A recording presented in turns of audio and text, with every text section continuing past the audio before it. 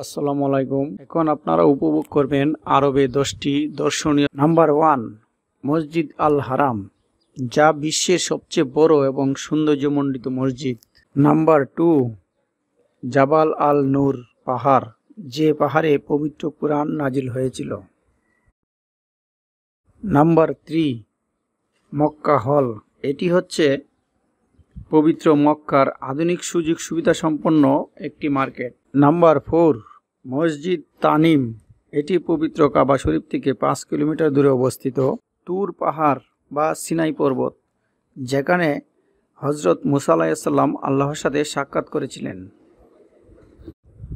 Number 6, আরাফার ময়দান, মানে পরিচয়ের মাঠ। নাম্বার 7, আল কিসওয়া ফ্যাক্টরি, যেখানে প্রতি বছর পবিত্র কাবা ঘরের একটি করে নতুন গিলাফ। নাম্বার 8 হচ্ছে মক্কা অ্যাকশন, একটি সুন্দর বিল্ডিং।